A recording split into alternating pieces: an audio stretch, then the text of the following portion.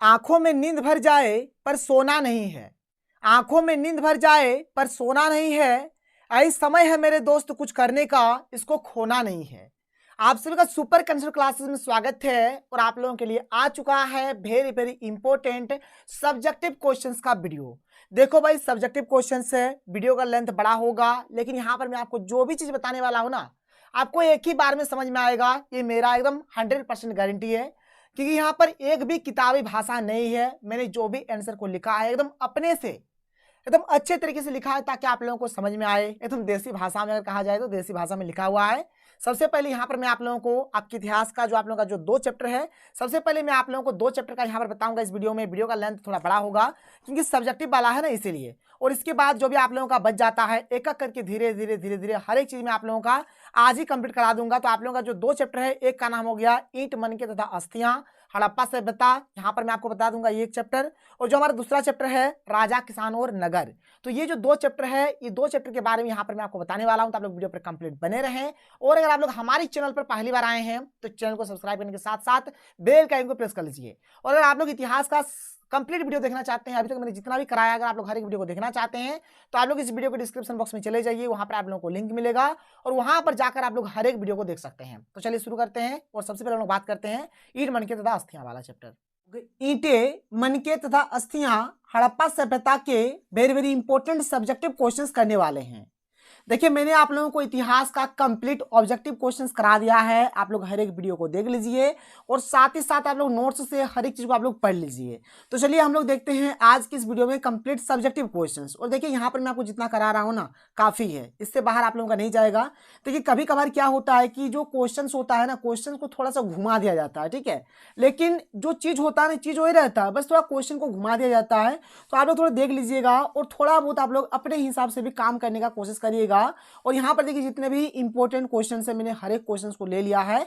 और इतना क्वेश्चन अगर आप लोग पढ़ लेते हैं ना, तो क्वेश्चन को अगर घुमाता भी है ना, तब आप लोगों को एक आइडिया मिल जाएगा कि आप लोगों को किस प्रकार से आंसर को लिखना है। तो चलिए यहाँ पर हम लोग देख लेते हैं किस प्रकार से आप लोगों को क्या क्या करना है और किस प्रकार से यहाँ पर आप लोग आंसर को करेंगे। और देखिए, यहाँ पर जो आंसर है ना सर, बहुत ही ज्यादा सिंपल है। इतना सिंपल है कि अगर आप लोग एक बार पढ़ेंगे ना, तो आप लोगों का याद हो जाएगा, एकदम घबराना है ही नहीं।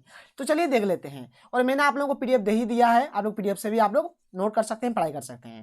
देखिए, पहला जो क्वेश्चन है ना, इसको पूछने का बहुत सारा तरीका है, कैसे भी पूछा जा सकता है, लेकिन आंसर मात्र आप लोगों का एक ही होगा। तो चलिए देख लीजिए सर, यहाँ पर क्या है कि हड़प्पा सभ्यता के सामाजिक, आर्थिक और धार्मिक अवस्थाओं का वर्णन करें। यानी जो हड़प्पा सभ्यता में सामाजिक अवस्था किस प्रकार से था, आर्थिक अवस्था कैसा था, धार्मिक अवस्था कैसा था, इस सब चीज के बारे में आप लोगों को बताना है। ये क्वेश्चन ऐसे भी पूछा जा सकता है कि हड़प्पा संस्कृति की विभिन्न विशेषताओं का विवेचन कीजिए। ऐसे भी पूछा जा सकता है भाई, कोई मतलब ये नहीं है कि ऐसे ही पूछा जाएगा। ऐसे पूछा जा सकता है, ऐसे पूछा जा सकता है, फिर ऐसे भी पूछा जा सकता है कि हड़प्पा संस्कृति के निवासियों के सामाजिक, आर्थिक और धार्मिक जीवन का वर्णन कीजिए। यानी वहां के जो लोग थे, यानी जो हड़प्पा वासी थे, उनका सामाजिक जीवन, आर्थिक जीवन, धार्मिक जीवन किस प्रकार से था, आप लोगों को बताना है। अगला क्वेश्चन देखिए सर, यहाँ पर अगला क्वेश्चन हमारे पास क्या है कि सिंधु घाटी की नगर निर्माण योजना, कला कौशल और धार्मिक विश्वासों का वर्णन कीजिए। या फिर ये क्वेश्चन ऐसे भी पूछा जा सकता है कि हड़प्पा संस्कृति का नगर योजना, भवन निर्माण कला, स्नानागार तथा लेखन शैली क्या योगदान है। तो ये सब चीज किसी भी तरीके से पूछा जा सकता है। तो चलिए इसके उत्तर को देखेंगे बहुत सिंपल और इजी लैंग्वेज में। देखिए, वीडियो बनने में थोड़ा टाइम इसीलिए लगता है क्योंकि जो यहाँ पर लैंग्वेज होता है ना आंसर का, बहुत ही ईजी होता है कि अगर आप लोग एक बार पढ़े तो आप लोगों के दिमाग में फिट हो जाए। ऐसा नहीं कि किताबी भाषा को पढ़ पढ़ के थक जाइए, आप लोगों को समझ में नहीं आएगा। तो देखिए, यहाँ पर जो हड़प्पा संस्कृति या फिर हड़प्पा सभ्यता जो था, उसका क्या क्या विशेषता है।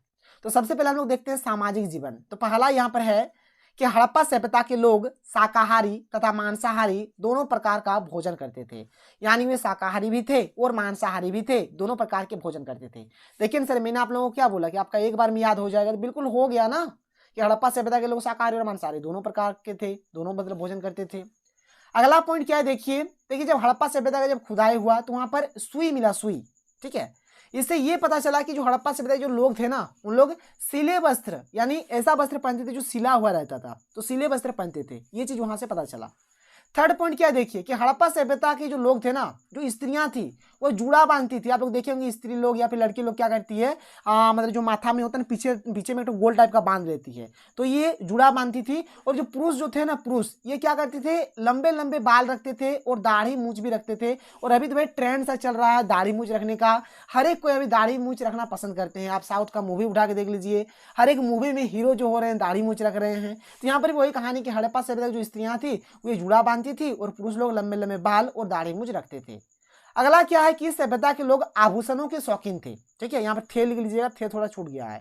आभूषणों के शौकीन थे, मतलब ये आभूषण तरह तरह के आभूषण पहनना पसंद करते थे।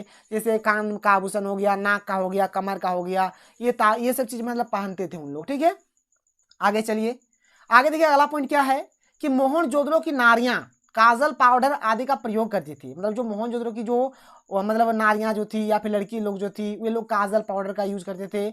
और चनहोदड़ो से लिपस्टिक के अवशेष मिले हैं, जिससे पता ये चलता है कि मतलब लिपस्टिक के बारे में भी उन लोगों को आइडिया था, उन लोग लिपस्टिक का भी प्रयोग करते थे। इनके आभूषण जो होते थे ना बहुत ही मतलब कॉस्टली, पत्थर से, हाथी दांत, हड्डी एवं शंख इत्यादि के बनते थे। उनका जो आभूषण होता था मतलब बहुत ही कॉस्टली मतलब आज के टाइम में सब मिलेगा नहीं, इस प्रकार का था उन लोगों का आभूषण वगैरह। फिर आगे चलिए, मिट्टी एवं धातुओं से निर्मित तरह तरह के बर्तनों का प्रयोग करते थे। मिट्टी से बना, ठीक है, या धातुओं से बना जो बर्तन होता है वो सब बर्तन का उन लोग प्रयोग करते थे। फर्श पर बैठने के लिए चटाइयों के साथ साथ पलंग और चारपाई से भी परिचित थे, यानी चारपाई खटिया आप लोग जानते होंगे खटिया के बारे में, ठीक है, जो घर में ना चारपाई, तो चारपाई के बारे में भी उन लोग जानते थे, पलंग के बारे में भी जानते थे। अगला पॉइंट है कि यहाँ प्राप्त नर्तकी की मूर्ति से संकेत मिलता है कि हड़प्पा के लोग गाने बजाने के शौकीन भी थे। मतलब वहां पर डांस करता हुआ एक मूर्ति मिला था, इससे ये पता चलता है कि हड़प्पा के जो लोग थे ना ये गाना बजाने के शौकीन थे। मतलब इंजॉय चाहिए ना भाई जिंदगी में, तो बस इंजॉय लेते थे उन लोग भी। आगे चलिए, अगला जो है क्या, धार्मिक जीवन है। देखिए धार्मिक जीवन के बारे में पहला क्या है, हड़प्पा सभ्यता में मंदिर प्राप्त नहीं हुआ और न ही ऐसा कोई भवन मिला है जिसे कि मंदिर की संज्ञा दी जा सके। हड़प्पा सभ्यता में मंदिर प्राप्त नहीं हुआ भाई, और ऐसा घर, ऐसा भवन भी नहीं मिला जिसको मंदिर हम लोग बोल सके। आगे क्या है कि मोहनजोदड़ो एवं हड़प्पा के लोग मातृ देवी की पूजा करते थे। ये लोग मातृ देवी जैसे माँ देवी जो हम लोग मानते हैं, जैसे दुर्गा, काली, चंडी, गौरी, ठीक है, ये सब जो मातृ देवी हम लोग मानते हैं, तो इन लोग मातृ देवी का पूजा करते थे। फिर आगे चलिए और देख लीजिए यही क्वेश्चन, जैसे जहाँ पर हड़प्पा लिखा हुआ है, सपोज मान चलिए हड़प्पा की जगह पर मोहनजोदड़ो लिखा हुआ जाता है ना, तब भी आपको यही सब आंसर लिख देना है। ज्यादा कुछ अंतर नहीं है, थोड़ा बहुत अंतर है, बट आप लोग लिख सकते हैं। आगे चलिए, अगला पॉइंट क्या देखिए कि हड़प्पा वासी धरती को उर्वरता की देवी मानकर उसकी पूजा करते थे। हड़प्पा वासी जो थे ना वो धरती को उर्वरता की देवी मानते थे और उनका पूजा भी करते थे। हड़प्पा वासी पशुपतिनाथ का पूजा करते थे। हड़प्पा सभ्यता से बहुत सारे पत्थर अथवा मिट्टी से बनी लिंग योनि की प्राप्ति हुई, जिससे पता चलता है कि हड़प्पावासी लिंग पूजा करते थे। मतलब हड़प्पावासी लिंग का भी पूजा करते थे, जैसे अभी शिवलिंग का पूजा होता है ना, बिल्कुल उसी प्रकार से वे लोग मतलब लिंग के पूजा करते थे। आगे क्या है कि ये लोग वृक्ष, और वृक्ष में पीपल की पूजा करते थे।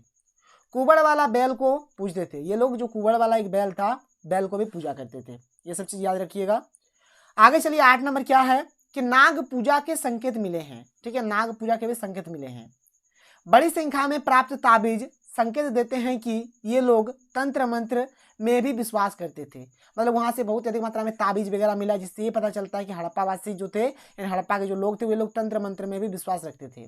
स्वास्तिक का संबंध सूर्य पूजा से हो सकता है। वहां पर स्वास्तिक भी मिला था, जिसका अनुमान लगाया जा रहा है कि इसका जो संबंध है, इसका जो रिलेशन है, सूर्य भगवान से हो सकता है, सूर्य पूजा से हो सकता है। कालीबंगान एवं लोथल से ईंटों की बनी वेदी मिली है, जो अग्नि पूजा का साक्ष्य है। कालीबंगान के हवन कुंड से यज्ञ का भी साक्ष्य मिलता है। वहां पर मतलब हवन कुंड जो होता है, आग जलाने में पूजा के टाइम जो होता है, तो इस सब चीज का भी यहाँ पर जिक्र हुआ है। 12th नंबर देखिए क्या है कि मृतक संस्कार पर निश्चित रूप से कुछ कहा नहीं जा सकता। ठीक है, मृतक संस्कार यानी दाह संस्कार जो होता है, जैसे आदमी मर जाता है तो कहीं पर उनको दफनाया जाता है, तो कहीं पर जलाया जाता है। तो यहाँ पर ये चीज़ क्लियर नहीं हुआ, क्योंकि कहीं पर दफनाया भी जा रहा था, कहीं पर जलाया भी जा रहा था, कहीं पर ऐसे ही छोड़ दिया जा रहा था, पशु पक्षी खाने के बाद उसके अवशेष को दफना दिया जा रहा था, इसलिए कुछ कहा नहीं गया इसके बारे में। खुदाई से प्राप्त ताबीजों से पता चलता है कि ये लोग अंधविश्वासी तथा भूत प्रेतों में विश्वास करते थे। जो ताबीज मिला, पहला बात तो इससे क्या पता चलता है कि ये लोग अंधविश्वासी थे, और ये लोग भूत प्रेत जो डायन वगैरह होता है इस सब में भी विश्वास रखते थे। आगे चलिए, अगला जो है देखिए यहाँ पर आर्थिक जीवन के बारे में बातचीत कर लेते हैं। यहाँ पर थोड़ा सा पहला पॉइंट है कि हड़प्पा सभ्यता के अधिकतर लोग कृषि पर निर्भर थे। खेतों की उर्वरता के कारण यहाँ अनाज की कमी नहीं थी। पहला बात, जो हड़प्पा सभ्यता के मैक्सिमम जो लोग थे, वे लोग कृषि पर निर्भर थे, ठीक है। और खेतों की जो उर्वरता है ना यहाँ पे मतलब बहुत ही अधिक मात्रा में था, जिसके चलते वहाँ पर अनाज में किसी भी प्रकार कोई कमी नहीं था, बहुत ही अधिक मात्रा में अनाज वहाँ पर होता था। हड़प्पावासी कपास की भी खेती करते थे, जिससे वे लोग अपने लिए कपड़े बनाते थे। हड़प्पावासी कपास का खेती करते थे और इसी कपास से ये लोग अपने लिए कपड़े भी बनाते थे। थर्ड पॉइंट देखिए क्या है यहाँ पर, कि कृषि के साथ साथ हड़प्पा वासियों की अर्थव्यवस्था का आधार पशुपालन भी था। इन लोग कृषि तो करता ही था और साथ ही साथ यहाँ पर इन लोग पशुपालन भी करता था। गाय, बैल, भेड़, कुत्ता, हाथी, सुअर, गधा एवं ऊंट इनके प्रमुख पालतू जानवर थे। ये सब जानवर आप लोग देख पा रहे हैं, सभी लोग पालते थे। कुत्ता शिकार करने का भी काम आता था। इनके अलावा बिल्ली, बंदर, खरगोश, हिरन, मुर्गा, मोर, तोता, उल्लू एवं हंस आदि के चित्र भी यहाँ प्राप्त मूर्तियों, खिलौनों एवं मोहरों पर मिले हैं। इससे ये पता चलता है कि ये सब जो पक्षी है, ये सब जो जानवर है, ये सब इन लोग पालते थे। भाई जानते थे तभी वहां पर मिल रहा है साक्ष्य, नहीं तो नहीं मिलता। ठीक है, कोई प्रॉब्लम नहीं है। आगे चलिए, अगला जो है यहाँ पर पॉइंट क्या है देख लीजिए। कृषि तथा पशुपालन के अतिरिक्त हड़प्पावासी शिल्प एवं उद्योग धंधों का भी काम करते थे। ये लोग कृषि पशुपालन तो करते ही थे, साथ ही साथ शिल्प का काम करते थे, उद्योग फैक्ट्री वगैरह में भी काम करते थे। ये सब चीज़ आप लोगों को लिख देना है। देखिए और एक चीज़ मान लीजिए, देखिए यहाँ पर मैं आपको थोड़ा सा एक चीज़ दिखाने का यहाँ पर कोशिश करता हूँ, आप लोग इस चीज़ को अच्छी तरीके से देखिए, समझिए यहाँ पर बात क्या है। जैसे कि मैंने अभी आप लोगों को बताया कि यहाँ पर बहुत सारा हमारा क्वेश्चन था और आंसर इसका मात्र एक ही हुआ। देख लीजिए यहाँ पर ये वाला जो क्वेश्चन है ना भाई, ये जो यहाँ पर देखिए स्नानागार लिखा हुआ है, थोड़ा सा यहाँ पर भवन निर्माण कला है, लेखन शैली है। तो यहाँ पर ये जो स्नानागार वाला ये जो चीज़ होगा ना, अभी मैं आप लोगों को बता दूंगा, अभी जस्ट बताऊंगा, एक क्वेश्चन में बता दूंगा। तो अगर मान के चलिए जैसे ये वाला क्वेश्चन आ जाता है, ठीक है, जैसे स्नानागार यहाँ पर लिखा हुआ है, या फिर अगर नहीं भी ये वाला आता है, कोई भी इनमें से कोई भी आ जाता है, तो आप लोग वहाँ पर हड़प्पा सभ्यता के स्नानागार के बारे में भी थोड़ा सा वहाँ पर एक दो पॉइंट आप लोग लिख सकते हैं, कोई दिक्कत नहीं है।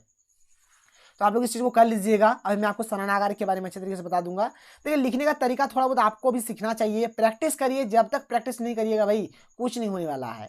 ऐसे लगेगा कि नहीं भाई हमने तैयारी करके रखा है, तो भाई आपने तैयारी नहीं करके रखा है, ठीक है। जब तक करिएगा नहीं तब तक कुछ भी नहीं होने वाला है। इसलिए प्रैक्टिस के ऊपर आप लोगों को ध्यान देना पड़ेगा और अच्छे तरीके से प्रैक्टिस करना पड़ेगा।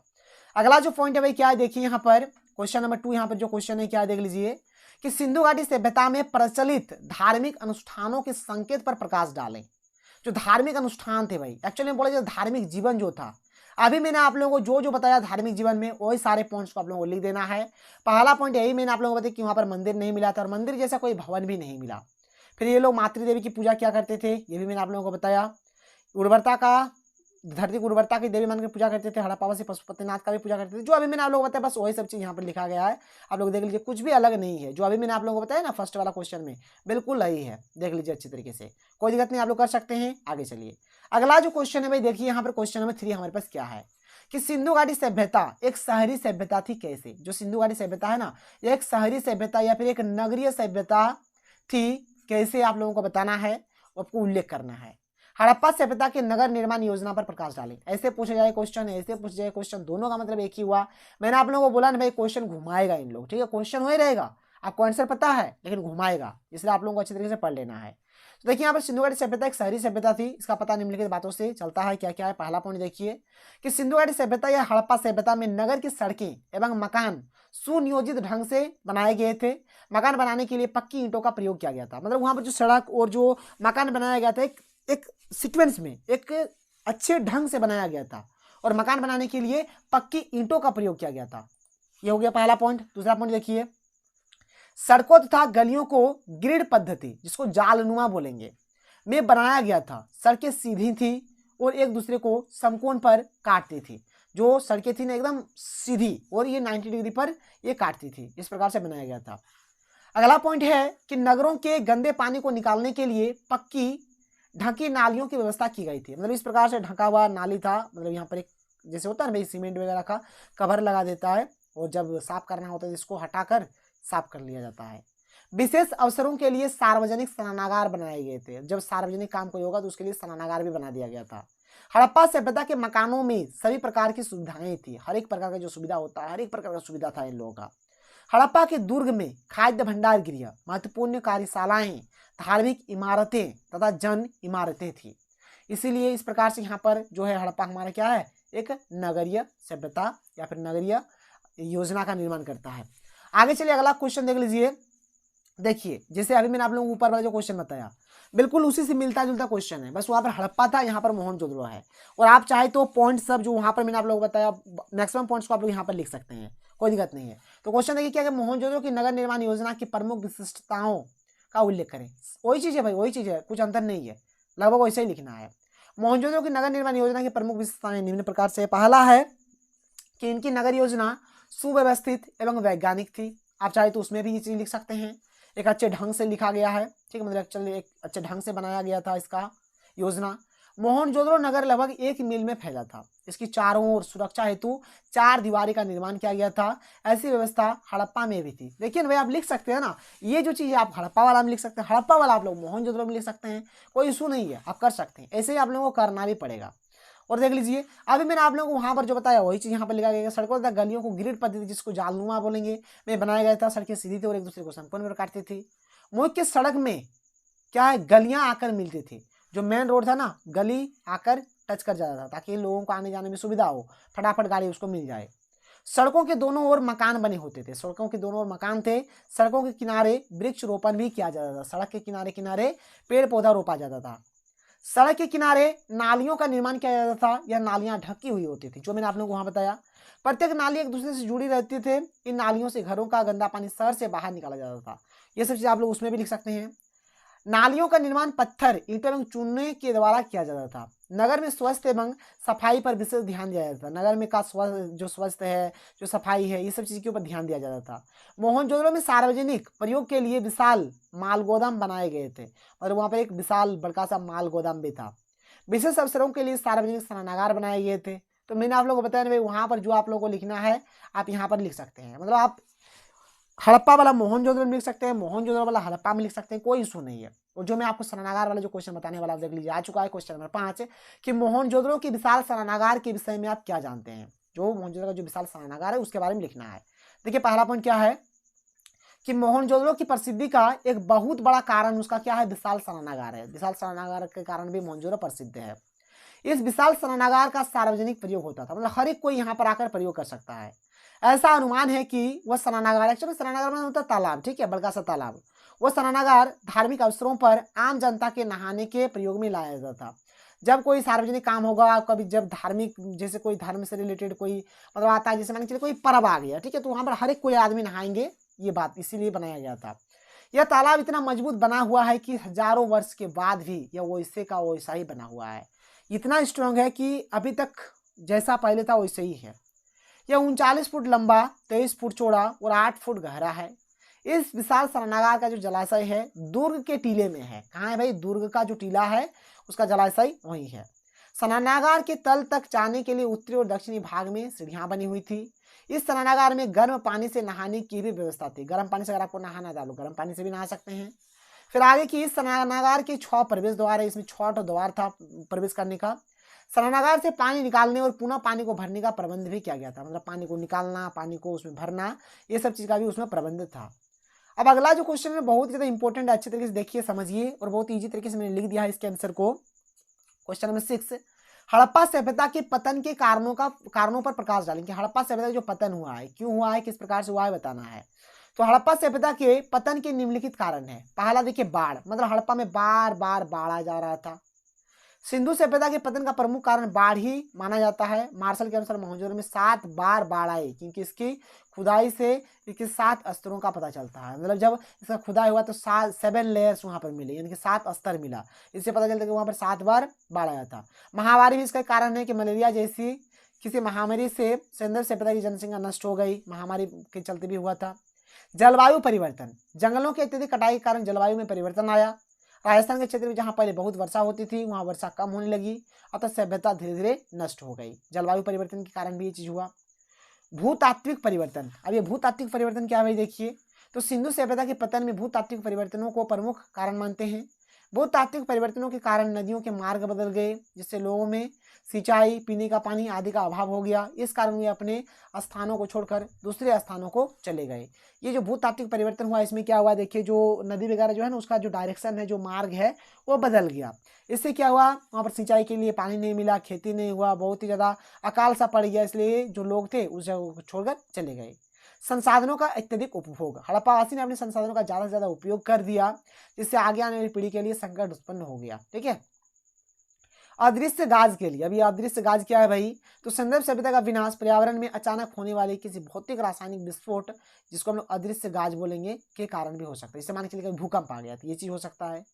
विदेशी बर्बर जातियों का आक्रमण, इस बात के भी प्रमाण है कि हड़प्पा सभ्यता पर विदेशी बर्बर जातियों के आक्रमण हुए। ये आक्रमण हड़प्पा के पतन के कारण हो सकते हैं। ठीक है। अगला क्वेश्चन देख लीजिए भाई कि हड़प्पा सभ्यता के प्रमुख स्थलों का वर्णन कीजिए। तो हड़प्पा सभ्यता में जो भी प्रमुख जो स्थल है सबके बारे में बताना है। सबसे पहले यहाँ पर मैं आपको टेबल दिखाता हूँ, फिर मैं आपको यहाँ पर आंसर बताऊंगा। इस टेबल को आप लोग देख लीजिए। जैसे अगर आप लोग इस टेबल को देखेंगे तो हड़प्पा सभ्यता में सबसे पहला जो नगर है ये हड़प्पा है। इसका खोज 1921 में हुआ है। ये कहाँ स्थित है भाई, तो पंजाब में स्थित है। ठीक है। और पंजाब के किस जिला में, तो मांटगोमरी जिला में। और ये किस नदी के किनारे स्थित है, तो रावी नदी के किनारे स्थित है। इसके खोजकर्ता कौन है, दयाराम साहनी ने इसका खोज किया है। तो ये सब चीज आप लोग देख सकते हैं। यहाँ पर बहुत सारा है, यहाँ पर आपको जितना मर्जी है 4 ठो 5 ठो 6 ठो जितना मर्जी है आप लोग लिख सकते हैं। उसी चीज को मैंने यहाँ पर देख लीजिए हिंदी से किस प्रकार से लिख दिया, वो तो आपका टेबल में रहा ना। हिंदी से देखिए मैंने किस प्रकार से लिख दिया। जैसे हड़प्पा के बारे में अगर बात करा जाए तो यह पंजाब के मांटागोमरी जिला में स्थित है। हड़प्पा रावी नदी के किनारे स्थित है। इसकी खोज 1921 में दयाराम साहनी ने किया था। मोहनजोदड़ो वाला भी वैसे ही लिखा गया है कि सिंध के लड़काना जिला में स्थित है। मोहनजोदड़ो सिंध नदी के किनारे स्थित है। इसकी खोज 1922 में राखालदास बनर्जी ने किया था। अब देखिए नीचे मैंने आप लोगों को जो टेबल दे दिया है वहां से आप लोग जितना आपका मन करे आप लोग उतना पॉइंट्स यहाँ पर लिख सकते हैं। तो ये चीज आप लोग खुद से कर लीजिएगा। मैंने यहाँ पर 2 पॉइंट बता दिया, तरीका बता दिया कैसे आप लोगों को लिखना है। यहाँ पर मैंने आप लोगों को टेबल दे दिया है, जितना मर्जी आप लोग चाहे लिख सकते हैं। ठीक है। आगे चलिए अगला क्वेश्चन देखिए। क्वेश्चन नंबर 8 हमारे पास क्या है कि तर्कों के द्वारा सिंधु घाटी सभ्यता के प्रशासन तंत्र की व्याख्या करें। मतलब सिंधु घाटी सभ्यता का जो प्रशासन तंत्र था किस प्रकार से था। तो हड़प्पा सभ्यता को सिंधु घाटी सभ्यता भी कहा जाता है। यह सभ्यता भारत की प्राचीनतम विकसित सभ्यता है। बहुत ही पुराना और विकसित सा सभ्यता है। इस सभ्यता की खोज सबसे पहले हड़प्पा नामक स्थल से शुरू हुई थी, इसलिए इसी के नाम पर इस सभ्यता का नाम हड़प्पा सभ्यता है। साक्ष्यों के अभाव के कारण यह कहना कठिन है कि सिंधु सभ्यता की राजनीतिक व्यवस्था का स्वरूप क्या था। मतलब देखिए यहाँ पर कोई साक्ष्य, कोई प्रमाण, कोई सबूत नहीं है, इसलिए नहीं कहा जा सकता है कि इसका जो राजनीतिक व्यवस्था है इसका स्वरूप किस प्रकार से था। सिंधु सभ्यता की राजनीतिक व्यवस्था पर विभिन्न विद्वानों ने अपना अलग अलग मत दिए हैं। देखिए यहाँ पर जो भी विद्वान है, अलग अलग विद्वान अपना अलग अलग मत दिए हैं कि ऐसा हो सकता है, ऐसा हो सकता है। एक्चुअली में लोग अनुमान लगाता है। कुछ विद्वानों का कहना है कि सिंधु घाटी सभ्यता का प्रशासन तंत्र शासक द्वारा संचालित होता था। किन्हीं का कहना है कि वहां का जो शासन था, प्रशासन था, वह शासक द्वारा, राजा द्वारा संचालित होता था। जबकि कुछ विद्वानों का विचार है कि हड़प्पाई समाज में कोई शासक नहीं था तथा सभी की सामाजिक स्थिति समान थी। अतः अन्य पुराविदों का कहना है कि यहाँ एक से अधिक शासक थे। कोई बोल रहा है एक से अधिक शासक है, कोई बोल रहा है शासक है ही नहीं। उनके अनुसार हड़प्पा, मोहनजोदड़ो, चुनिंद्रो आदि के अलग अलग शासक थे। तर्क के आधार पर यह कहा जा सकता है कि सिंधु घाटी सभ्यता का प्रशासन तंत्र प्रशासकों के हाथ में केंद्रित था। ये सब चीज आप लोग लिख दीजिएगा, ये हो जाएगा आप लोगों का इस क्वेश्चन का आंसर। अगले क्वेश्चन को बढ़ते हैं, देख लेते हैं अगला क्वेश्चन। क्वेश्चन नंबर 9 हमारे पास क्या है। क्वेश्चन नंबर 9 देखिए क्या है कि हड़प्पा वासियों के पश्चिमी एशिया के साथ व्यापारिक संबंधों का वर्णन कीजिए। इनकी जो हड़प्पा वासी था उन लोगों का पश्चिमी एशिया के साथ व्यापार का किस प्रकार का रिलेशन था। तो हड़प्पा सभ्यता के स्थलों से प्राप्त अवशेषों से पता चलता है कि यहाँ के निवासियों का संबंध चीन, मिस्र, क्रीट और मेसोपोटामिया इत्यादि के साथ भी था। मतलब ये सब जो है ना, ये सब से इसका रिलेशन था, व्यापारिक संबंध था। चलिए आगे देख लीजिए, यहाँ पर आगे क्या है। पश्चिमी एशिया विशेषकर मेसोपोटामिया के साथ हड़प्पा वासियों के व्यापारिक संबंध के अनेक प्रमाण प्राप्त हुए हैं। मतलब देखिए हड़प्पा और मेसोपोटामिया का यहाँ पर जो व्यापारिक संबंध है इससे बहुत ज़्यादा सबूत मिला है। यह व्यापार जल एवं स्थल दोनों मार्गों से होता था। निम्नलिखित पुरातात्विक साक्ष्य हड़प्पा वासियों के पश्चिमी एशिया के साथ व्यापारिक संबंध की पुष्टि करते हैं। और देख लीजिए यहाँ पर आगे जो है, यहाँ पर कुछ पॉइंट्स है आप लोग देख सकते हैं। यहाँ पर देख लीजिए पहला पॉइंट यहाँ पर क्या है। पहला पॉइंट यहाँ पर है कि तांबे को संभवतः ओमान से लाया जाता था। जो तांबा है उसको ओमान जगह से लाया जाता था। रासायनिक अध्ययनों से यह प्रतीत होता है कि हड़प्पा तथा ओमान के बर्तनों में निकेल के जो अंश पाए गए हैं उनका उद्भव एक ही है। मतलब यहाँ पर ओमान का जो निकेल है और हड़प्पा का जो निकेल है, जब उन दोनों का परीक्षण किया गया तो पता चला कि इसका जो अंश है, जो निकेल बना है, एक ही जगह से बना है। ओमान में एक हड़प्पाई जार प्राप्त हुआ है जिस पर काली मिट्टी की मोटी परत चढ़ी हुई है। यह हड़प्पा वासियों के पश्चिमी एशिया के साथ व्यापारिक संबंधों को दर्शाता है। अगला पॉइंट क्या है कि हड़प्पा वासियों की शिल्पकारी के लिए बलूचिस्तान और ईरान से चांदी आती थी। शीशा मुख्यतः ईरान और अफगानिस्तान से आता था। तो यहाँ से ये सब पता चल रहा है। आगे देखिए अगला पॉइंट यहाँ पर क्या है हमारे पास। अगला पॉइंट कि हड़प्पा बांट मुहुरे पासिदा मनके पश्चिमी एशिया के कई स्थानों से मिले हैं जो हड़प्पा के साथ सुदूर देशों के संपर्क की ओर संकेत करते हैं। मेसोपोटामिया से प्राप्त कई लेखों में हड़प्पाई क्षेत्रों का नाम वर्णित है। मेसोपोटामिया से बहुत सारे ऐसे लेख प्राप्त हुआ है जिसमें क्या भाई हड़प्पा का क्षेत्र का नाम उसमें लिखा हुआ है। वहां से लाए गए उत्पादों की चर्चा है। इन उत्पादों में प्रमुख थे क्या था, लाजरवर्दा मणि, तांबा, सोना प्रयुक्त होता था तथा विभिन्न प्रकार की लकड़ियां, विभिन्न प्रकार का लकड़ियां भी वहां पर इससे पता चलता है। आगे चलिए अगला जो पॉइंट है क्या है कि हड़प्पा के मुहरों में पानी जहाजों एवं नावों के चित्र मिलते हैं। यह अनेक समुद्री व्यापार की ओर संकेत करता है। जो यहाँ पर हड़प्पा का जो मुहर है उसमें जहाज नाव वगैरह दिखता है, इससे समुद्री व्यापार के बारे में पता चलता है। अगले क्वेश्चन में बढ़ते हैं। अगला क्वेश्चन देख लेते हैं। क्वेश्चन नंबर 10 हमारे पास क्या है। क्या आप इस तथ्य से सहमत है कि हड़प्पा सभ्यता के शहरों की जल विकास की प्रणाली नगर योजना की ओर संकेत करती है? अपने उत्तर में कारण बताइए। देखिए इसका उत्तर होगा कि हड़प्पाई नगरों की स्थापना वैज्ञानिक एवं व्यवस्थित ढंग से की गई थी। हम इस कथन से पूर्ण रूप से सहमत है कि हड़प्पा सभ्यता के नगरों की जल निकास प्रणाली नगर योजना की ओर संकेत करती है, जो निम्न प्रकार से है। कैसे है भाई, तो इसको देख लीजिए। तो देख लीजिए यहाँ पर क्या है। पहला जो पॉइंट है कि इस नगर की नालियां मिट्टी के गारे, चूने और जिप्सम की बनी हुई थी। इनको बड़ी ईंटों और पत्थरों से ढका जाता था जिसको ऊपर उठाकर उन नालियों की सफाई की जा सकती थी। घरों से बाहर की छोटी नालियां सड़कों के दोनों ओर बनी हुई थी, जो बड़ी और पक्की नालियों में आकर मिल जाती थी। अगला पॉइंट कि वर्षा के पानी के निकास के लिए भी अलग से व्यवस्था था। ठीक है, एक्चुअल में वर्षा के पानी के निकलने के लिए वहाँ पर एक अलग टाइप का व्यवस्था किया गया था। घरों से गंदे पानी के निकास के लिए बड़ी सड़कों के दोनों ओर गड्ढे बने हुए थे। 6 नंबर पॉइंट है कि जल निकासी प्रणालियां केवल बड़े शहरों तक ही सीमित नहीं थी, अनेक छोटी बस्तियों में भी इनके अस्तित्व के प्रमाण मिले हैं। इन सब तथ्यों से प्रतीत होता है कि हड़प्पा सभ्यता के लोग अपनी नगरों की सफाई की ओर अधिक ध्यान देते थे। ठीक है, एक है हमारा कार्बन 14 विधि, इसको देख लीजिए कि तिथि निर्धारण की वैज्ञानिक विधि को कार्बन 14 विधि कहा जाता है। इस विधि की खोज अमेरिका की जो प्रख्यात रसायन शास्त्री है BF लीवी ने किया है। कब किया भाई, 1946 में किया है। इस विधि के अनुसार किसी भी जीवित वस्तु में कार्बन 12 एवं कार्बन 14 समान मात्रा में पाया जाता है। मृत्यु अथवा विनाश की अवस्था में कार्बन 12 तो स्थिर रहता है, मगर कार्बन 14 का निरंतर क्षय होने लगता है। जिस पदार्थ में कार्बन 14 की मात्रा जितनी कम होती है वो उतना ही प्राचीनतम यानी कि पुराना माना जाता है। राजा, किसान और नगर चैप्टर के very very important subjective questions करने वाले हैं। इससे पहले मैंने आप लोगों को इतिहास का चैप्टर नंबर 1 हड़प्पा सभ्यता का कंप्लीट इंपॉर्टेंट सब्जेक्टिव क्वेश्चंस करा दिया है। और वहां पर मैंने आप लोगों को एक बात बताया था कि आप लोगों का जो सब्जेक्टिव क्वेश्चंस आएगा ना, इसको थोड़ा घुमा दिया जाता है, कंफ्यूज करने के लिए थोड़ा सा इसको दूसरे तरीके से दिया जाता है, थोड़ा सा चेंज कर दिया जाता है इसके पैटर्न को। तो आपको थोड़ा ध्यान रखना है। और यहाँ पर मैं आपको जितना भी क्वेश्चन का आंसर बताने वाला हूँ, यहाँ से आप लोगों को एक फायदा मिलने वाला है। क्या मिलने वाला है फायदा, कि मान के चलिए क्वेश्चन घुमा भी दिया जाएगा ना, तो यहाँ पर आपको बहुत सारे ऐसे पॉइंट्स मिल जाएंगे जो आप लोगों को हर एक क्वेश्चन में आप उस चीज का यूज कर सकते हैं। इस बात का थोड़ा आप लोग ध्यान रखिएगा। और जो आप लोगों का ऑब्जेक्टिव है, ऑब्जेक्टिव के ऊपर आप लोग मैक्सिमम से मैक्सिमम फोकस करिए, क्योंकि ऑब्जेक्टिव से आप लोग एकदम अच्छा खासा नंबर उड़ा सकते हैं, इसलिए थोड़ा ऑब्जेक्टिव पे ध्यान दे दीजिएगा। तो चलिए शुरू करते हैं और एक एक करके हर एक क्वेश्चन के आंसर को बहुत ही सिंपल तरीके से, इजी तरीके से देखते हैं। जो पहला क्वेश्चन है, क्वेश्चन नंबर 1 क्या है कि अशोक के अभिलेखों में उपयोग में आई 2 लिपियों के नाम लिखें। तो भाई देखिए, जो अशोक ने जो लिपि का प्रयोग करा था, एक ब्राह्मी लिपि और एक खरोष्टी लिपि। ठीक है, 2 लिपि का नाम बोला है तो 2 लिपि आप लोग लिख दीजिएगा, ब्राह्मी और खरोष्टी लिपि, कोई दिक्कत नहीं है। आगे चलिए, अगला जो क्वेश्चन है हमारे पास क्या है, देख लीजिए। अगला क्वेश्चन है कि प्राचीन भारत इतिहास के अध्ययन के कौन कौन से स्रोत है। एक पुरातात्विक स्रोत हो गया, एक साहित्यिक स्रोत हो गया, ऐसे बहुत सारे स्रोत है, लेकिन यहाँ पर 2 स्रोत का नाम आप लोग इस प्रकार से बता सकते हैं। अब देखिए ये वाला जो क्वेश्चन नंबर 3 है ना, बहुत ही अच्छा वाला क्वेश्चन है। देख लीजिए क्या है कि चंद्रगुप्त मौर्य की उपलब्धियों की विवेचना करें। तो देखिए इसका आंसर क्या होगा कि चंद्रगुप्त मौर्य मौर्य वंश के संस्थापक थे। ठीक है, जो मौर्य वंश का जो संस्थापक था कौन था भाई, तो चंद्रगुप्त मौर्य था। चंद्रगुप्त मौर्य ने नंद वंश का विनाश कर मौर्य वंश का स्थापना किया था। चंद्रगुप्त मौर्य ने क्या किया था, धनानंद बोलिए या फिर घनानंद बोलिए, जो कि नंद वंश के जो अंतिम शासक थे, उनको मारकर क्या करते हैं, चंद्रगुप्त मौर्य मौर्य वंश का स्थापना करते हैं। तो देखिए यहाँ पर जैसे चंद्रगुप्त मौर्य की क्या क्या उपलब्धियां हैं, तो पहला उपलब्धि है मगध की विजय। ठीक है, इसमें क्या है कि चंद्रगुप्त ने चाणक्य, जिसको कौटिल्य भी बोला जाता है, तो चाणक्य की सहायता से मगध के अंतिम राजा धनानंद की हत्या करके मगध को जीत लिया।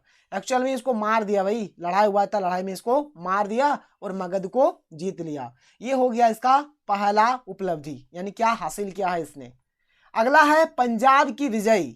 चंद्रगुप्त मौर्य ने क्या किया है कि सिकंदर की मृत्यु के बाद पंजाब को जीत लिया। ठीक है, पंजाब भी जीत लिया। बंगाल विजय, बंगाल को भी जीता। चंद्रगुप्त ने पूर्वी भारत में बंगाल को जीतकर अपने साम्राज्य का हिस्सा बना लिया। फिर आगे है दक्षिण भारत पर विजय। जैन साहित्य के अनुसार आधुनिक कर्नाटक तक चंद्रगुप्त ने अपनी विजय पताका फहराई थी। जो अभी के टाइम में जो कर्नाटक है ना भाई, यहां तक इसने क्या किया था, अपना साम्राज्य को बढ़ाया था, यहां तक ही जीत लिया था।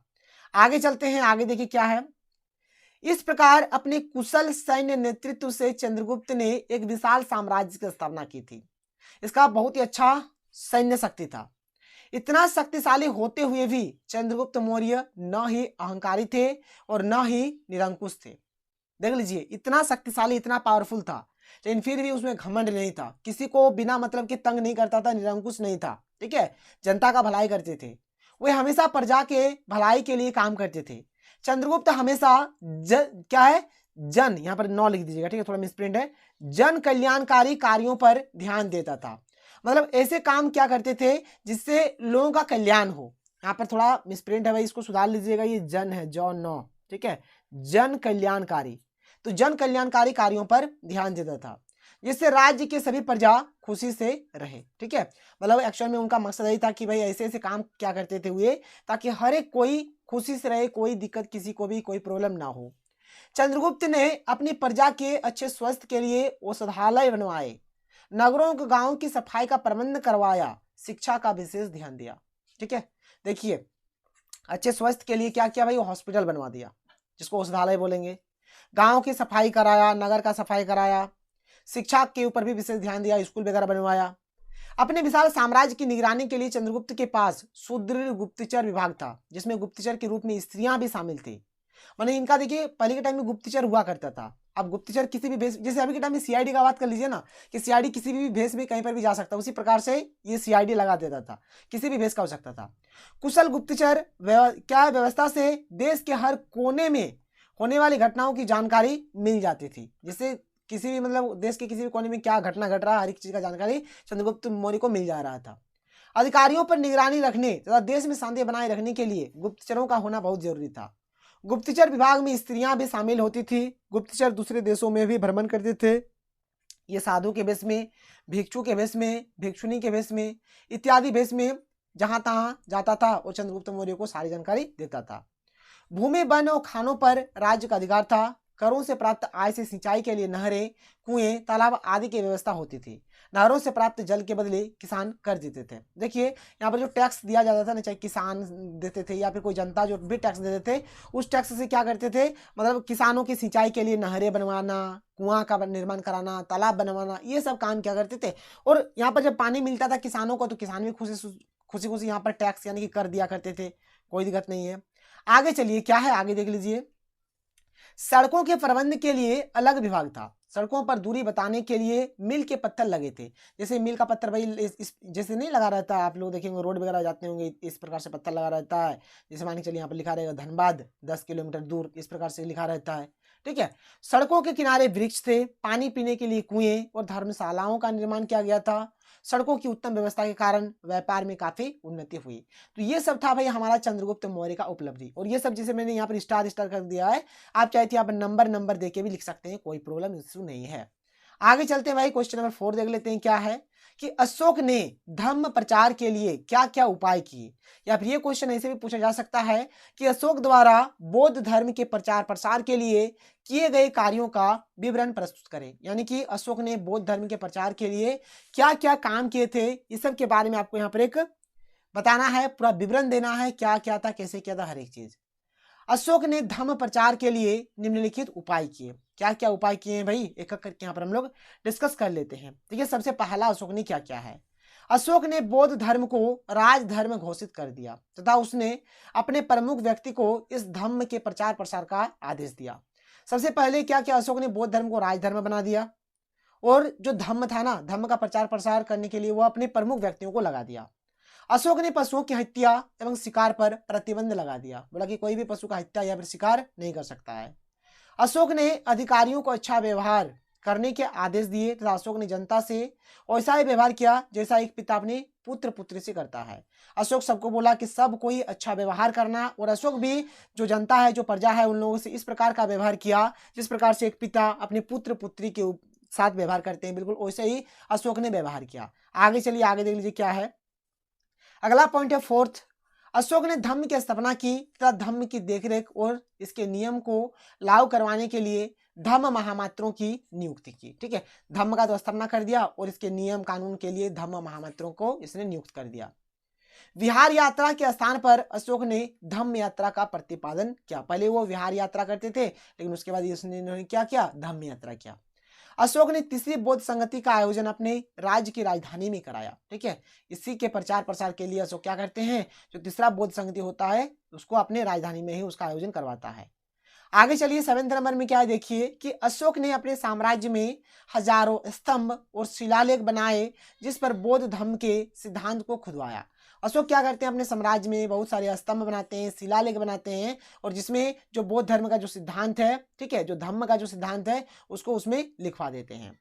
अगला पॉइंट क्या है भाई, तो अशोक बौद्ध भिक्षुओं, धर्म प्रचारकों तथा धर्म प्रचार में लगी धार्मिक संस्थाओं को दान देने लगा। मतलब जो भी बौद्ध धर्म का जो भिक्षुक होता था, उसका धर्म प्रचारक जो होता था, उन लोगों को दान वगैरह दक्षिणा वगैरह देने लगा।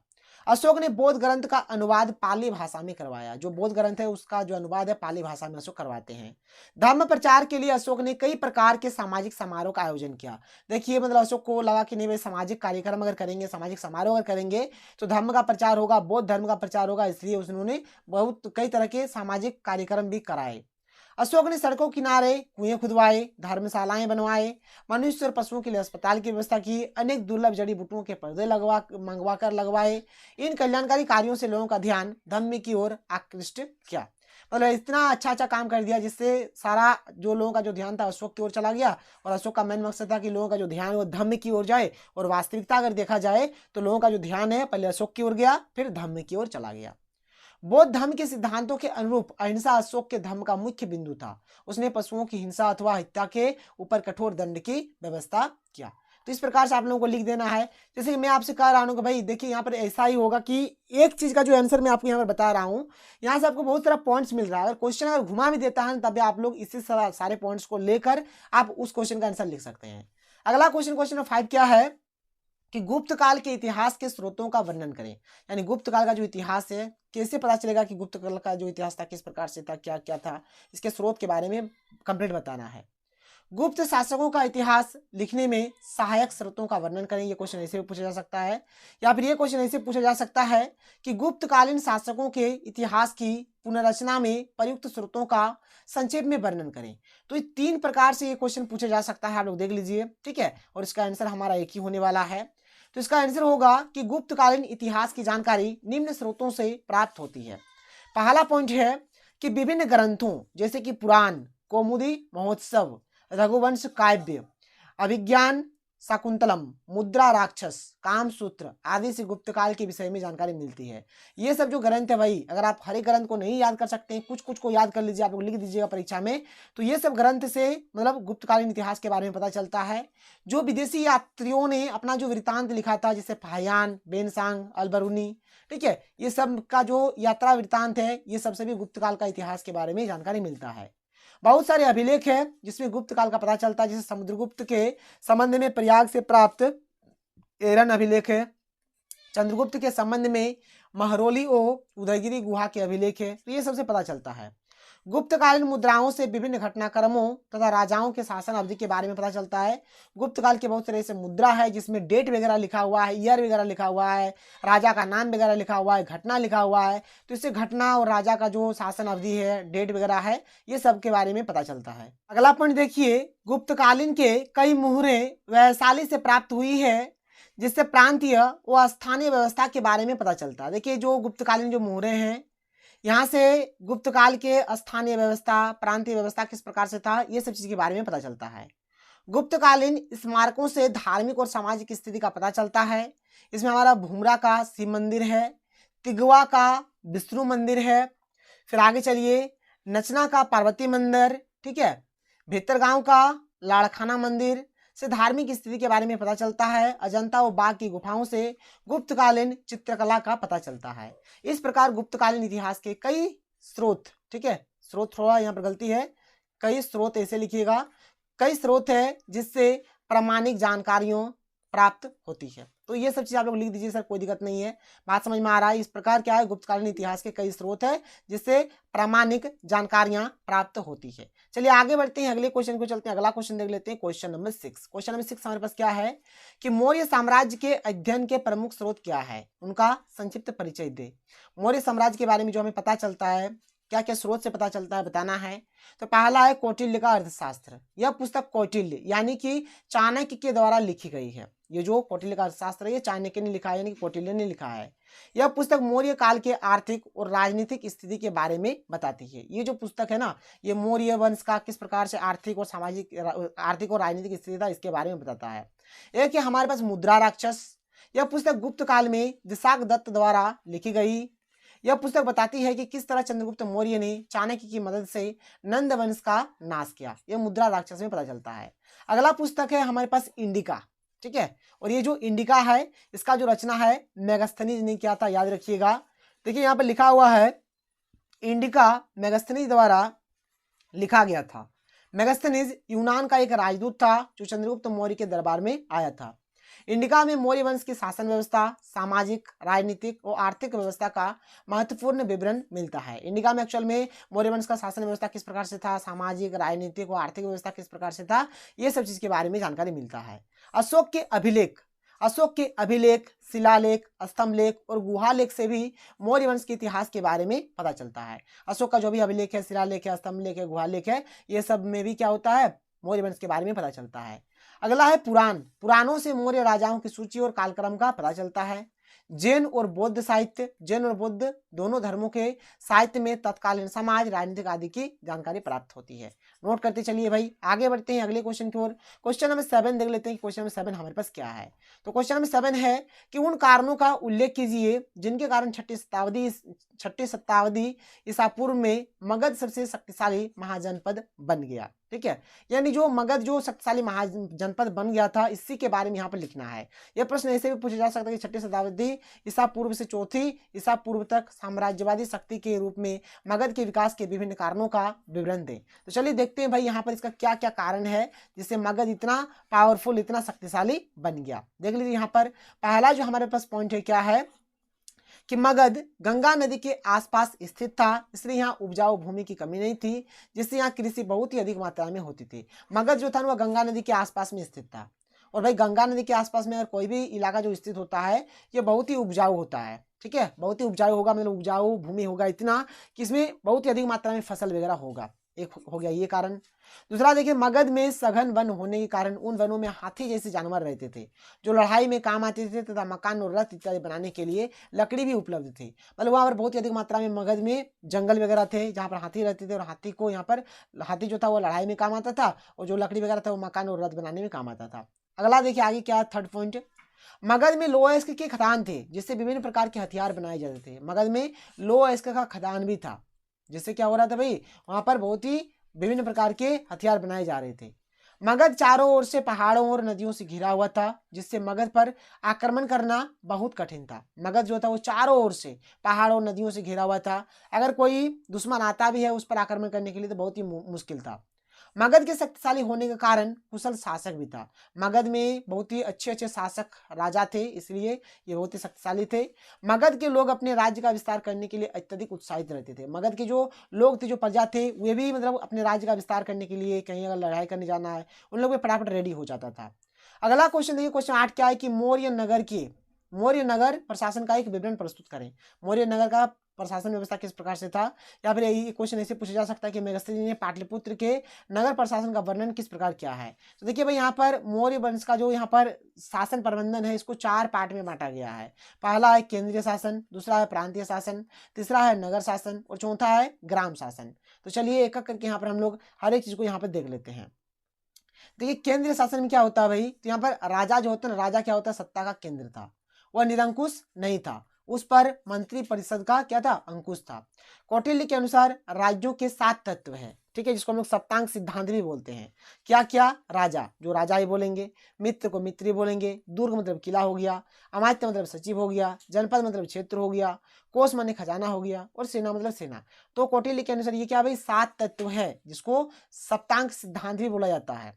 मंत्री परिषद में देखिए भाई क्या है, तो इसमें क्या होता था, 12 से 20 तक मंत्री होते थे, और प्रत्येक मंत्री को 12,000 पन वार्षिक वेतन मिलता था, मतलब 12,000 पन का यहाँ पर सैलरी मिलता था पूरे साल भर में, एक साल में, वार्षिक है। आगे चलिए प्रांतीय शासन देख लीजिए। तो अत्यधिक विशाल साम्राज्य होने के कारण संपूर्ण साम्राज्य पर केंद्र से शासन करना संभव नहीं था। इतना बड़ा मगध इलाका था ना, जिससे क्या होता था, अगर केंद्र से अगर शासन करा जाए तो शासन सही से होगा नहीं। इसलिए यहाँ पर क्या किया था, शासन सुविधा की दृष्टि से मौर्य शासकों ने संपूर्ण मौर्य साम्राज्य को 5 प्रांतों में बांट दिया था, 5 पार्ट में बांट दिया था। इन प्रांतों को चक्र कहा जाता था। इन प्रांतों की संख्या अलग अलग शासकों के काल में अलग अलग थी। किसी शासक के काल में 5 था, तो किसी के काल मतलब उससे भी कम था। तो मतलब अलग अलग शासक के काल में अलग अलग ये था। किंतु अशोक के शासनकाल में कितना था भाई, तो 5 प्रांत थे, 5 प्रांत अस्तित्व में आए थे, और ये था हमारा प्रांतीय शासन। इसके बाद है हमारा नगर शासन। नगर शासन में देखिए क्या है, तो मेगास्थनीज के अनुसार नगर का शासन प्रबंध 30 सदस्यों का एक मंडल करता था, जो 6 समितियों में विभक्त था, और प्रत्येक समिति में 5 सदस्य होते थे।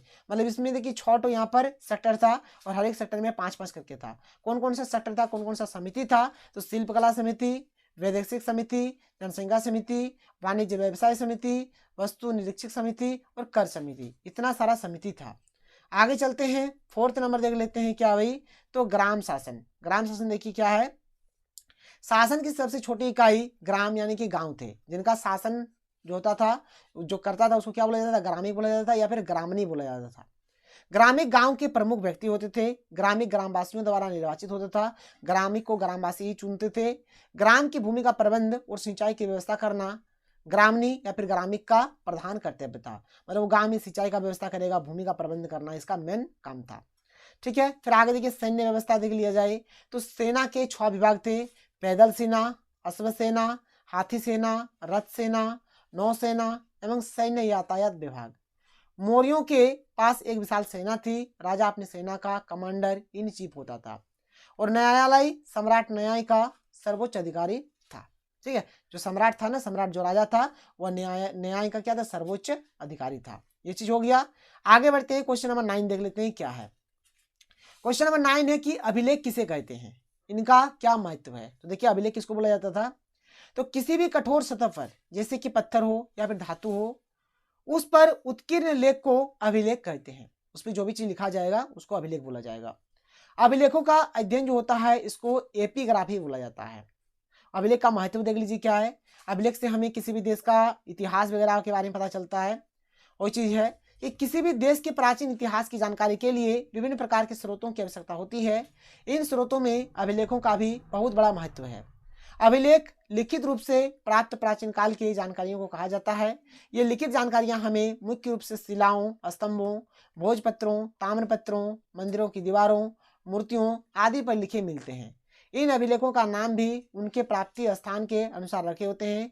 जैसे कि शिला पर लिखे अभिलेखों को शिलालेख बोला जाता है, स्तंभों पर लिखे अभिलेखों को स्तंभ लेख बोला जाता है। और यहाँ से एक्चुअल में हमें क्या होता है भाई, हमें जानकारी मिलता है अपने इतिहास के बारे में, जो हमारा पुराना इतिहास है उस चीज के बारे में जानकारी मिलता है। अगला क्वेश्चन देखिए, क्वेश्चन नंबर 10 क्या है कि महाजनपद से आप क्या समझते हैं। ठीक है, तो महाजनपद बहुत ही पुराना शब्द है। वैदिक काल से ही महाजनपद शब्द का प्रयोग किया जाता आ रहा है।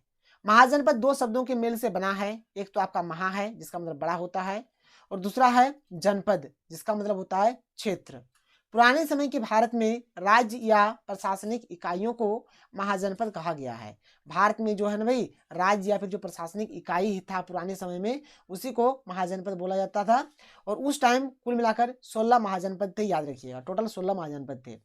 इसका गुण विशेषता देख लीजिए तो पहला है कि अधिकांश महाजनपदों पर राजा का शासन होता था। ठीक है, प्रत्येक महाजनपद की एक राजधानी होती थी जिसे प्राय किले से घिरा जाता था। जो महाजनपद होता था उसमें मैक्सिमम राजा का ही शासन होता था, और हर एक महाजनपद का एक राजधानी भी होता था जिसको किले से घेरा जाता था। शासकों का काम किसानों, व्यापारियों और शिल्पकारों से कर तथा भेंट वसूलना था। आगे चलते हैं। आगे देखिए हमारे पास अगला पॉइंट क्या है। पॉइंट नंबर 4 यहाँ पर क्या है कि धीरे धीरे कुछ राज्यों ने अपनी स्थायी सेनाएं और नौकरशाही तंत्र तैयार कर लिया। नोट कर लीजिएगा। क्वेश्चन नंबर 11 बहुत ही वेरी वेरी इंपॉर्टेंट है कि कलिंग युद्ध पर अशोक पर क्या प्रभाव पड़ा। जो कलिंग का जो युद्ध हुआ था इसके बाद अशोक के ऊपर क्या प्रभाव पड़ा है आप लोगों को लिखना है। तो देखिए इसका आंसर हो जाएगा कि कलिंग युद्ध में लाखों व्यक्ति मारे गए और इस रक्तपात को देखकर अशोक का दिल दहल गया। उसे युद्ध के नाम से घृणा हो गई और उसने भविष्य में युद्ध न करने की शपथ ली। ठीक है, और इसके बाद जो प्रभाव पड़ा है चलिए एक एक करके यहाँ पर डिस्कस करते हैं। देख लीजिए हमारे पास जो सबसे पहला जो है क्या है यहाँ पर भाई कि अशोक ने अपने विश्व विजय के स्वप्न को तोड़ दिया और भविष्य में युद्ध न करने की शपथ ली। अशोक का पहले एक सपना था। क्या सपना था? कि पूरे विश्व को हम जीतेंगे। लेकिन जब ये कलिंग का युद्ध हुआ, इतना खून खराबा देखा तो उसका माइंड चकरा गया और बोला कि नहीं भाई हमें और युद्ध करना ही नहीं है। शपथ ले लिया, कसम खा लिया। कलिंग युद्ध ने अशोक की आंखें खोल दी। उसने बौद्ध धर्म ग्रहण कर लिया। यदि कलिंग युद्ध न होता तो वह बौद्ध धर्म ग्रहण न करता। जाहिर सी बात है, सही बात है। अगला देखिए आगे क्या है। पॉइंट नंबर 3, कलिंग युद्ध से पूर्व अशोक पशु पक्षियों का शिकार करते थे, लेकिन कलिंग युद्ध के बाद उसने पशु पक्षियों के शिकार पर प्रतिबंध लगा दिया और खुद भी शिकार करना छोड़ दिया। कलिंग युद्ध से पूर्व अशोक मांसाहारी थे, लेकिन कलिंग युद्ध के बाद उसने मांस मछली खाना छोड़ दिया और शाकाहारी जीवन चुन लिया। देखिए कलिंग युद्ध के बाद इतना सारा इनके भीतर परिवर्तन आया था। 5 नंबर है कि इसने अहिंसा, सत्य, प्रेम, दान, परोपकार आदि का रास्ता अपनाया। मतलब ना हिंसा करना है, हमेशा सत्य बोलना है, प्रेम करना है, दान देना है, परोपकार, ये सब का रास्ता उन्होंने अपनाया। पॉइंट नंबर 6 क्या है कि बौद्ध धर्म का प्रचार प्रसार पूरे देश के साथ साथ विदेशों में भी किया। इसके बाद क्या करता है, बौद्ध धर्म का जो प्रचार प्रसार है अपने देश में तो क्या ही किया और साथ में विदेशों में भी, ठीक है, बौद्ध धर्म का प्रचार किया। क्वेश्चन नंबर 12 क्या है, देख लीजिए भाई यहाँ पर कि अशोक के अभिलेखों की क्या महत्ता है। मैंने आप लोगों को थोड़ी देर पहले बताया कि अशोक का जो अभिलेख है यहाँ से हमें पता चलता है मौर्य वंश के इतिहास के बारे में। तो अशोक के शिलालेख मौर्य साम्राज्य के महत्वपूर्ण पुरातात्विक स्रोत है। इसके अलावा इन अभिलेखों पर राजा अशोक के आदर्शों, इतिहास और जीवन के बारे में एक विशाल ज्ञान प्रदान करता है। अशोक के पूरे जिंदगी के बारे में, पूरे इतिहास के बारे में पता चलता है किस प्रकार से थे, क्या नहीं, तो हर एक जानकारी मिल जाता है। ये शिलालेख बड़े बड़े खंभों और चट्टानों पर खुदे हुए थे। अशोक के शिलालेखों का महत्व यह है कि यह अशोक के शासनकाल और जीवन के बारे में विस्तृत जानकारी प्रदान करता है और साथ ही यह मौर्य साम्राज्य के बारे में महत्वपूर्ण जानकारी देता है। ठीक है, ये सब चीज हमें यहाँ पर पता चलता है कि अशोक का शासनकाल किस प्रकार से था, उसका जीवन किस प्रकार से बीता है, मौर्य साम्राज्य के बारे में हमको कंप्लीट जानकारी यहीं से मिल जाता है। क्वेश्चन नंबर 13 देखिए भाई हमारे पास क्या है कि अशोक के धर्म की मुख्य विशेषताएं क्या थी। तो उत्तर देखिए अशोक के धर्म की मुख्य विशेषताएं निम्नलिखित थी। पहला क्या है कि सम्राट अशोक ने कहा कि प्रत्येक मनुष्य को अपने माता पिता की सेवा करनी चाहिए, शिक्षकों का सम्मान करना चाहिए। जो माता पिता है उनका सेवा करना चाहिए, शिक्षकों का सम्मान करना चाहिए। दूसरा है कि हम सभी को अहिंसा एवं सच्चाई का पालन करना चाहिए। जो अभी ऊपर में बताया गया आंसर वही सब चीज को यहाँ पर रिपीट कर करके लिखा जा रहा है।